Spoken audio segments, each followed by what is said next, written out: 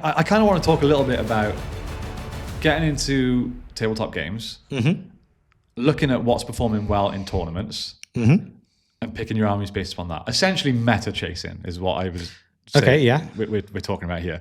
Do you think that's an acceptable way of playing tabletop games, or do you think you're almost just kind of, in a way, ruining it for yourself? Like if you were to get into Age of Sigmar now and went, right, what's performing best? Okay, so this army won. Stormcast Eternals is the only Sigmar army. What list did they run? Okay, this. So I'm going to get that. Cool. Is that just ruining the game? That's a really tough one. I guess you got two arguments to it. Yes, it's ruining it in the sakes, it means that you're expecting to win. Yeah. You'll enjoy it less if you don't win. Yeah, because you're like, well, this is the best army. Why can I not win with it? Yeah, it's like, if I can't win with the best army, how am I going to win with anything? How am I ever going to enjoy this game if I can't do that?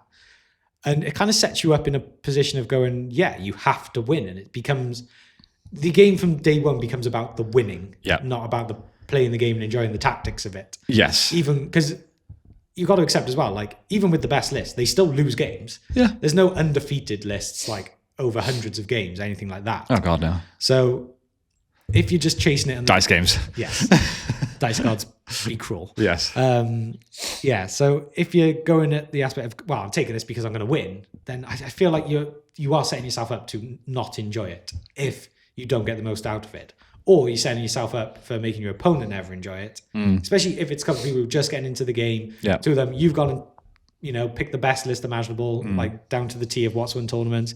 And your opponent's gone, the green ones are cool, I'm playing them. Yeah. And then they're getting absolutely hammered. And then you go, this isn't great, is it? I got to buy either a whole new army or I'll just forget about playing. Yeah, I absolutely agree with that. And I feel like we've experienced that when we first got into the game. We were playing regularly with someone that was purely a meta chaser.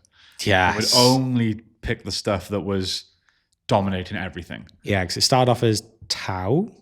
Was that the first? And then went on to Sisters. Yeah, and it was like when Sisters new codex came out and things weren't like FAQ'd and balanced properly, and they were just ridiculous. Yeah. Like, I remember playing him and he took out the Lion at full strength with an Overwatch. Yeah. What the? That's not okay. How's that balanced? He just took out 300 points of my army, more than 300 points at the time. And then, unless it was like one of those where like they've rolled 10 dice somehow, like 10-6, like a ridiculous, like once in your lifetime type roll. Yeah. And you go, how did that happen? But if it's like, that was just a probably standard Overwatch, you go, well. Yeah. I will admit there was probably also an element of cheating in there, because this guy used to like to go, I roll 10 dice. Oh, cool, this many sixes. And then I roll me, oh no, nice, more sixes. It was that sort of thing. So a bit frustrating to say the least. But yeah, meta chasing in general, I'm completely against. Yeah. Mainly because, honestly, one of the most exciting aspects of tabletop gaming and mini wargaming, to me, whether it be 40k or Middle-earth, is building my army. Yeah. And then experimenting with the army and going, this unit was just useless, I'm going to replace that. Like when we did the 40k league, if you lost a game, you could change your list. There was nothing more enjoyable than going, I performed with this army here, this list, this many units. This got absolutely destroyed. This unit did nothing, died turn one. Okay, I lost. Next time, I'm going to replace it with this. And then you see improvements. That's really satisfying. Whereas, like you say, if you just go, well, this list won that tournament, I'm going to play that. And then it doesn't do well. What was that noise? I don't know. That sounded like something was going to collapse then. There's a ghost. A ghost. Yeah, where was I? Basically, don't meta chase. Yeah. It's ruining it for you and your opponents. So, okay, then, in your opinion, where is the line of, like, I'm looking again into Necrons. Yeah. What is my line of going, what's performed best at a competition for Necrons?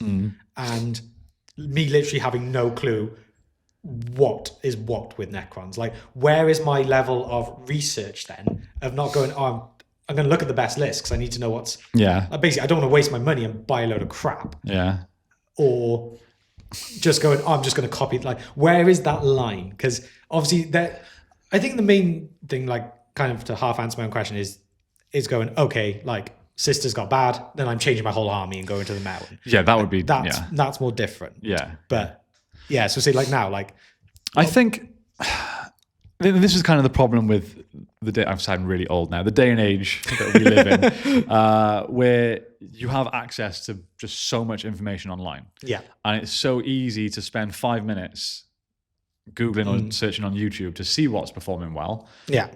To get what realistically is somebody else's opinion. Yeah. And it's also easy to forget that you can look at top performing lists from tournaments and go, that's the best performing list, I'll copy that. And forget that it could have just been played by a very good player. Like it was Stephen Box that won Warhammer Worlds with Custodes. Yeah. He's obviously a very good player. It's literally his job to teach people tactics. Yeah. That's what he does.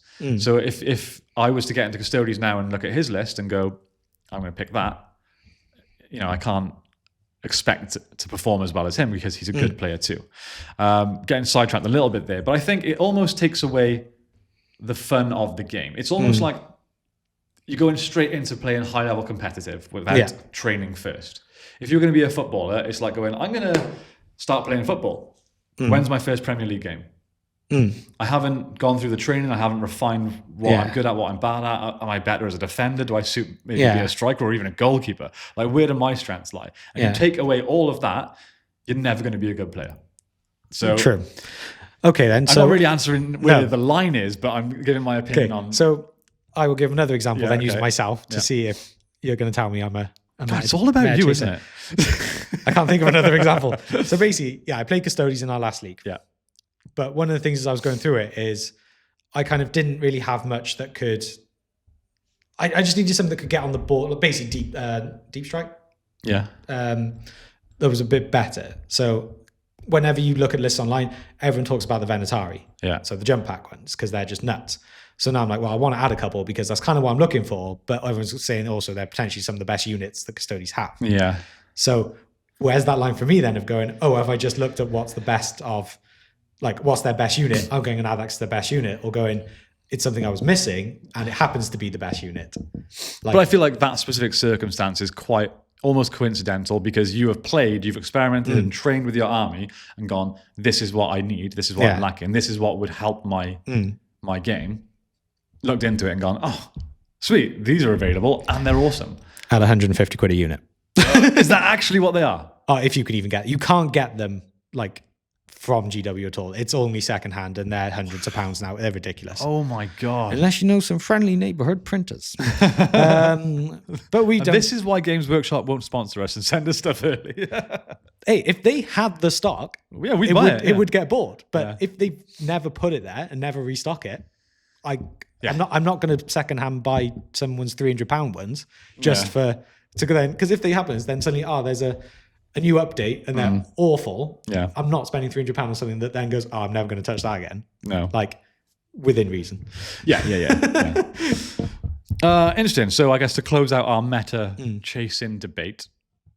Okay, no, sorry. Oh, there's more to it. There's more. Okay, so we talk about 40k, but wait, there's more. I want to bring it slightly onto Middle-earth for a moment in this same discussion, as obviously a lot of you will be more Middle-earth than 40k based. Eagles. Yes. And we can kind of link this into, we've had all our lists submitted. Oh, yeah. To the tournament this Saturday. This Saturday. Yes, it is this week. Oh, God. Time, where is it?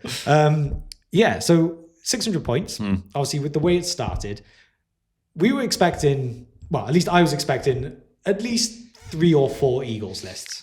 Well, the first new edition tournament that we did, the one in Cardiff. Yeah. It was the Into the West one, wasn't it? Or was it the one we did? I forgot. But 6 of the top 10 in that were Eagles. I think, well, it was the weekend of the one we did because we did the fight. Yeah. But 6 of the top 10 were Eagles. So you can look at that straight away and go, we're going to get loads of Eagles. That was 450 points. Yeah. Ours is 600. But from most of what people have said, is 600, that's still a good point amount for Eagles. Maybe higher than that, that's where they drop off a lot. But I was expecting a lot more Eagles. There's one. Well, what's really funny is there were none. Yeah. Then we had a last minute pullout. So we went to our reserve list. The first guy, Eagles. Yeah. So we almost had no Eagles. Almost. Yeah, which shocks me because maybe it's just not so much of a thing in Middle-earth, meta change. Because it is the thing, you just go, Eagles are dominating everything. They're incredible right now. Yeah, okay, I'm doing Eagles. And to be honest, you don't have to buy many to get an army. No, it's very true. They're not the most expensive army to have. And that appeals to a lot of beginners. Like when you got into Custodes, you went, well, I haven't got to spend much because they're so point heavy. Yeah. Yeah, it's definitely easier and more accessible. Yeah.